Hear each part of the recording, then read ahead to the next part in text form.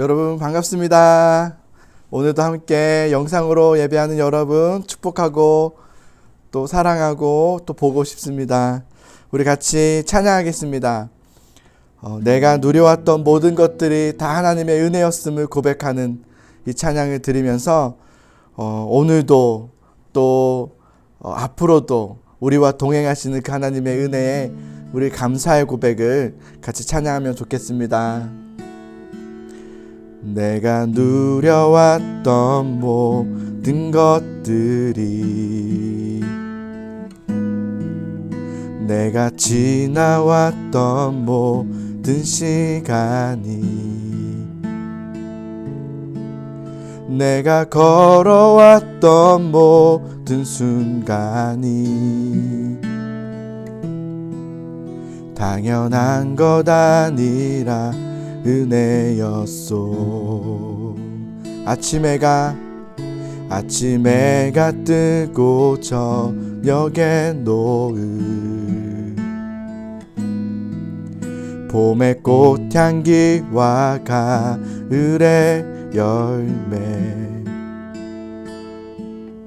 변하는 계절의 모든 순간이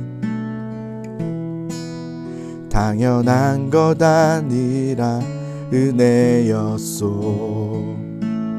모든 것이 은혜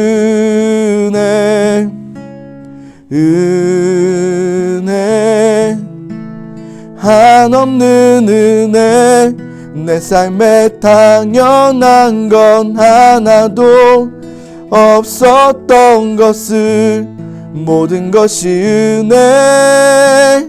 은혜였소. 내가 이 땅에 태어나 사는 것 내가 이 땅에 태어나 사는 것 우리 같이 찬양합시다. 어린아이 시절과 지금까지 숨을 쉬며 살며 꿈을 꾸는 삶 당연한 것 아니라 은혜였소. 정말 그렇죠? 내가 하나님의 자녀로 살며 오늘 찬양하고 예배하는 삶 복음을 전할 수 있는 축복이 당연한 것 아니라 은혜였소. 모든 것이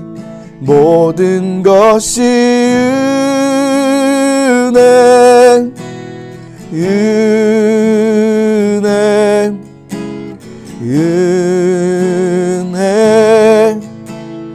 한없는 은혜 내 삶에 당연한 건 하나도 없었던 것을 모든 것이 은혜였소. 모든 것이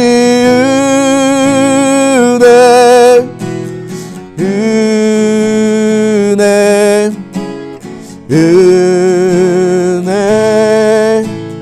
한없는 은혜 내 삶에 당연한 건 하나도 없었던 것을 모든 것이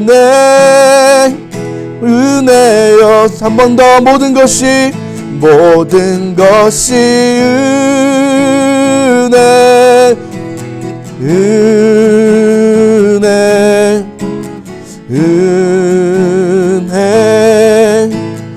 한없는 은혜 내 삶에 당연한 것 하나도 없었던 것을 모든 것이 은혜였소.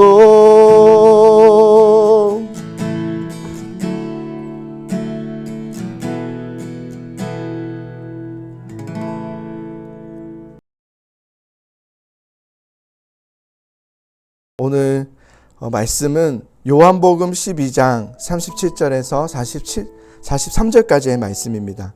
한번 또 다 펴볼까요? 요한복음 12장 37절에서 43절까지의 말씀을 펴고 제가 중간중간에 읽는 시간을 가질 겁니다. 여러분 그때 같이 소리내어서 하나님 앞에 읽었으면 좋겠습니다.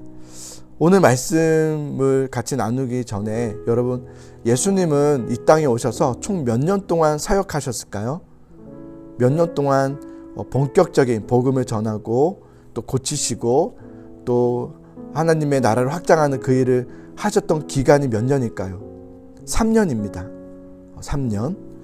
그런데 예수님께서 3년 동안 열심히 사람들에게 다가가서 고쳐주시기도 하시고 말씀도 가르쳐 주시고 하셨는데, 그런데 오늘 이 말씀의 시점은 언제냐면 예수님의 사역이 이제 막판에 이르렀을 때입니다. 이제 거의 다 마무리를 하는 그 시점에서 오늘 본문을 우리가 읽어보면 예수님께서 3년 동안 그렇게 열심히 사역하셨지만 그랬음에도 불구하고 마치 예수님의 사역은 실패한 것처럼 본문은 이렇게 설명하고 있는 것을 보게 됩니다.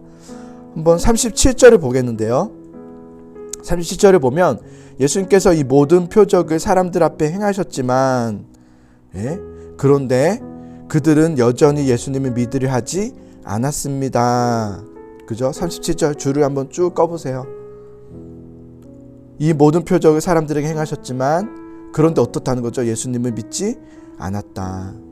3년 동안 열심히 가르치고 보여주시고 고치시고 또 그렇게 사역하셨지만 예수님을 믿고 돌아온 사람은 그리 많지 않았다는 것을 이야기해주고 있는 참 의외의 말씀이죠.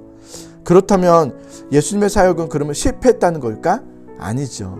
실패했다는 것이 아니라 사실 구약 성경에서 이사야 선지자는 이러한 예수님의 사역에 대해서 미리 예언을 하셨는데요. 38절을 한번 우리가 같이 볼게요. 자, 38절을 같이 한번 읽어봅시다. 같이요. 시작. 이것은 이사야 예언자의 말씀이 이루어진 것입니다. 주님이시여 우리가 전한 것을 누가 믿었습니까? 주님의 능력이 누구에게 나타났습니까? 네. 쉽게 말하면 무슨 말이냐면 하나님, 우리가 복음을 전할 때 누가 우리 말을 듣겠습니까? 우리가 표적을 행하고 하나님의 강한 팔을 보여줄 때 누가 예수님을 믿고 돌아온 사람이 있겠습니까? 모두가 다 귀를 막고 듣질 않습니다. 라는 이런 말입니다. 그러니까 구약시대 때 이사야는 이미 예수님이 훗날에 오시면 사람들은 믿지 않고 듣지 않고 돌이키지 않을 것이라는 것을 미리 내다보고 예언한 말씀이죠. 그러면 왜 사람들은 예수님을 보고도 예수님을 직접 경험하고도 또 예수님의 어떤 신비한 기적을 보았음에도 불구하고 주님 앞에 돌아오지 않은 걸까요? 여기에 대해서 40절인데요. 자, 40절은 굉장히 중요하니까요. 여러분 줄을 끄면서 한번 저렇게 읽어보면 좋겠습니다. 제가 읽을게요. 주님께서 그들의 눈을 멀게 하시고 40절입니다. 그들의 마음을 완고하게 하셨으니 그들이 눈으로 보고 마음으로 깨닫고 돌아와 고침을 받지 못하게 하려는 것이다. 여기 보면 자, 줄을 동그라미를 해보는데 눈을 멀게 하시고 그리고 그들의 마음을 완고하게 하셨으니, 자, 그들이 주님을 보고도 보지 못하고 말씀을 듣지 못함은 그들의 눈이 멀었고 그들의 마음이 완고하기 때문이다 라고 했습니다. 완고하다라는 단어가 무슨 말이냐면요, 돌같이 되다, 또 어둡다, 굳어지다, 무감각하다, 감각이 없다. 근데 이상한 구절이 있죠. 오늘 보면은 마치 오해할 수 있는 게 주님께서 그들의 눈을 멀게 하셨고 주님께서 그들의 마음을 완고하게 하셨다는 것처럼 이렇게 보여집니다. 그렇죠? 하나님이 그렇게 하실 일은 없죠. 이 말의 뜻은 뭐냐면 이것은 하나님께서 믿지 못하도록 하셨다, 눈을 멀게 하셨고 우리의 마음을 완고하게 하셨다는 말이 아니라 우리에 대한 이야기입니다.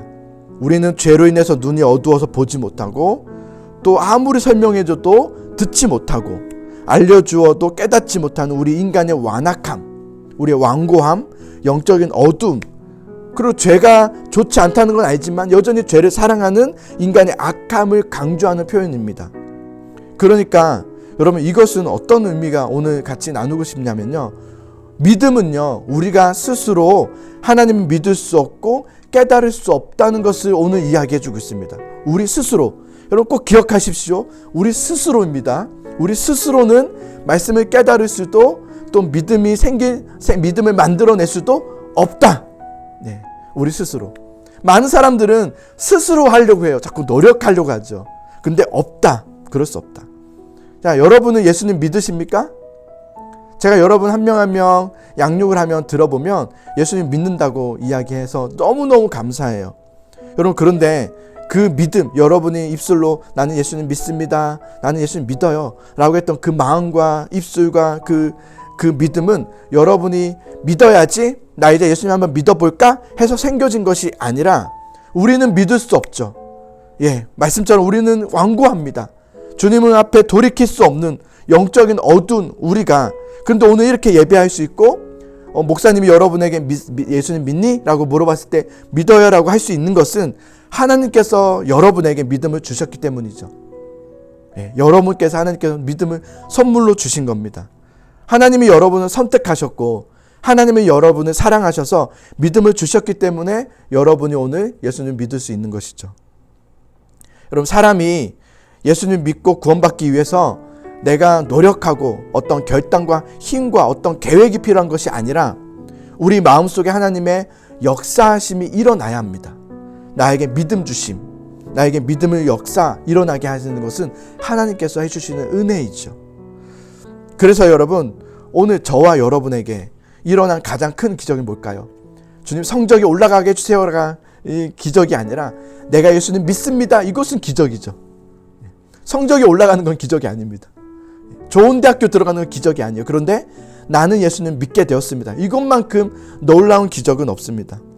우리는 오늘 본문에서 당시 예수님의 시대에 3년이라는 기 생활 동안에 가르치시고 보여주시고 하셨음에도 불구하고 믿지 못한 사람이 있었다는 것을 우리는 나눴습니다. 그런데 또 반면에 믿는 사람도 있었다는 것도 보여주고 있습니다.